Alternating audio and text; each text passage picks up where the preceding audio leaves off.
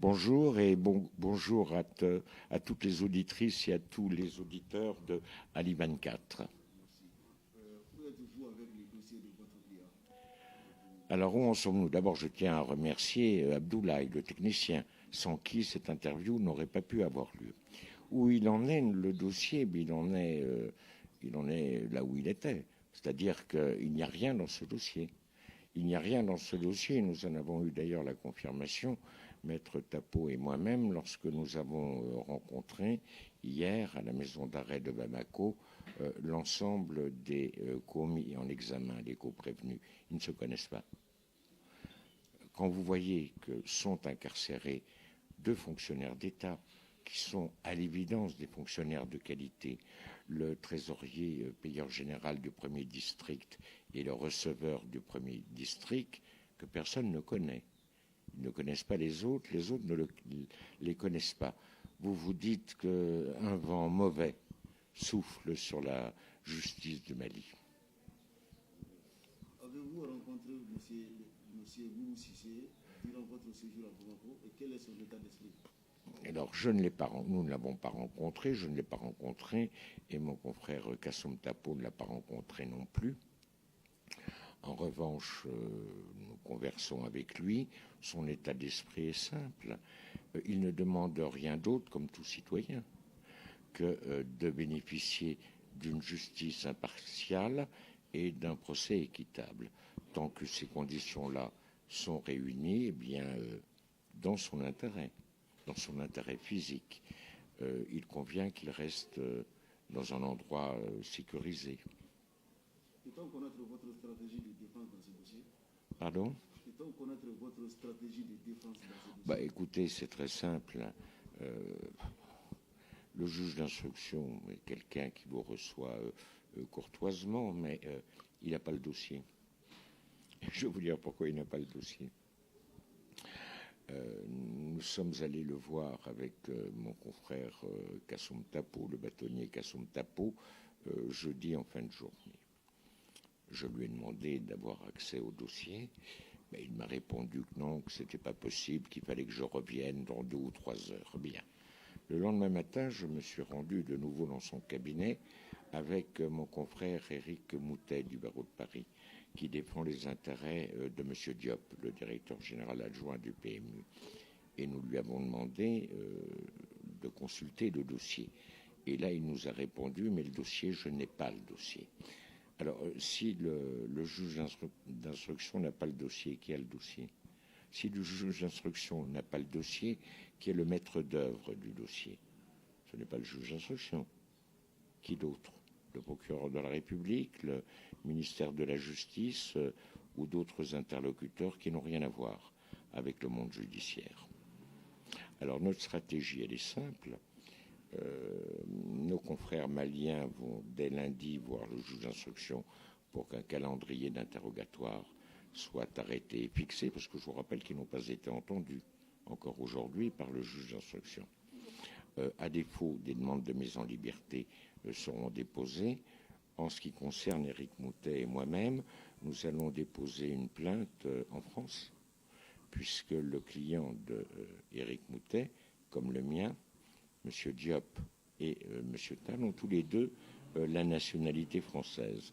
Or, les tribunaux français sont compétents lorsque la victime d'une infraction commise à l'étranger est française. Quelle est l'infraction en l'espèce? Eh bien, c'est l'arrestation et la détention arbitraire, puisqu'ils ont été arrêtés par la sécurité générale et qu'ils sont restés 10 jours en étant totalement coupés du monde extérieur. Bon, il faut savoir dans quelles conditions chacun d'entre eux a été transporté dans les locaux de la sécurité d'État. On leur a mis une cagoule sur la tête. Bien. Que s'est-il passé à l'intérieur des locaux de la sécurité d'État? Rasbat. Que Rasbat soit en prison, c'est scandaleux, si vous voulez.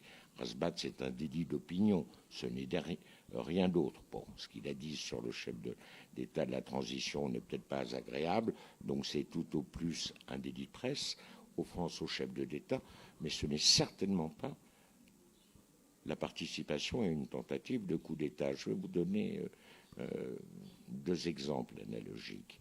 Du temps de François Mitterrand, il y avait une émission qui passait tous les soirs, qui avait un grand succès sur une chaîne publique française, c'était le Bébête Show. Et le président de la République était présenté sous la forme d'une grenouille.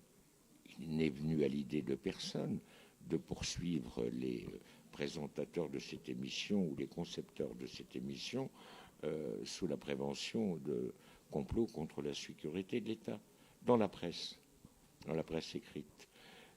François Mitterrand était appelé Is No Good. Pourquoi? Parce que la presse lui reprochait beaucoup ses voyages à l'étranger. Il se déplaçait pratiquement dans tous les pays de la planète, bien, en sa qualité de président de la République. Donc la presse l'appelait Is No Good. Vous savez, par référence à ce personnage de bande dessinée qui se présentait sous la forme d'un fakir qui se déplaçait sur un tapis volant. Là, jamais aucun journal n'a été poursuivi, ni pour offense au chef de l'État, et encore moins, soyons sérieux, pour tentative de coup d'État. Donc tous allons porter plainte pour détention arbitraire, pour 7 détentions durant 10 jours, détention arbitraire et séquestration de messieurs Diop et Tal, qui sont restés dans les locaux de la sécurité d'État en étant coupés du monde extérieur.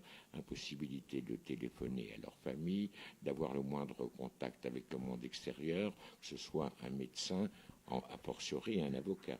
Donc, si vous voulez, si vous vous reportez à la Constitution malienne, qui n'est pas abrogée, elle est toujours là, elle est peut-être suspendue, mais les principes qu'elle décline, eux, sont toujours en vigueur, puisque ce sont des principes que vous retrouvez dans tous les instruments internationaux ratifiés par le Mali, ainsi que dans la Charte africaine des droits de l'homme. Bon, voilà ce que nous allons faire. Pour qu'enfin un certain nombre de responsabilités, si vous voulez, apparaissent. Ce que je n'arrive pas, je vais vous dire, à comprendre. Je n'arrive pas à comprendre quel est le but et l'objet de cette procédure. Lorsqu'une infraction est constituée ou commise, quelle que soit la qualité de la personne qui a pu commettre cette infraction, il est normal que des poursuites soient engagées. Mais dans ce dossier, il n'y a rien.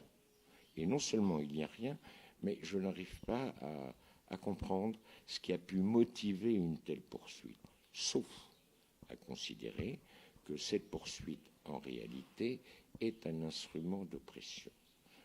Non pas seulement dirigé contre Boubou Cissé, ou plus exactement dirigé aujourd'hui contre Boubou Cissé, mais demain contre d'autres, qui pourraient faire obstacle à certaines ambitions présidentielles. Parce que si l'on reproche à Boubou Cissé une ambition présidentielle, ce n'est pas un délit. Bien. Vous-même, vous pourriez dire demain sur les ondes, j'ai décidé de me présenter à l'élection présidentielle. Pas pour autant que vous allez commettre un coup d'État. Nous en sommes d'accord. Mais il y a peut-être des ambitions présidentielles inavouées et inavouables qui s'y dissimulent derrière cette procédure. Donc si je comprends bien, vous êtes dans la logique également de saisir la justice française dans cette affaire? La justice française, oui. Parce que si vous voulez, les tribunaux français sont compétents dans 2 cas de figure. Lorsqu'une infraction est commise par un Français à l'étranger, les juridictions françaises sont compétentes pour en connaître. Deuxième cas de figure, lorsqu'un Français est victime d'une infraction commise à l'étranger.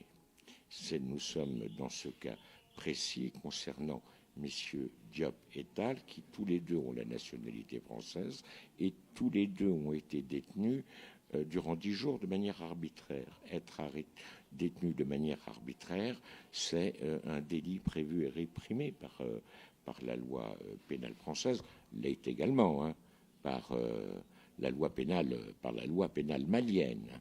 Bien. C'est pour ça que nous allons saisir les juridictions françaises de cette plainte. Marcel, nous vous remercions, toute l'équipe d'Ali 24 vous remercie de nous avoir accordé cette interview. Eh bien, c'est moi qui remercie Ali 24 et je vais vous dire pourquoi. Dans une période où la presse peut faire l'objet de tentatives d'intimidation, il est bon pour le débat d'idées et pour la liberté d'expression qu'il y ait des chaînes telles que vous. Et c'est moi qui vous remercie.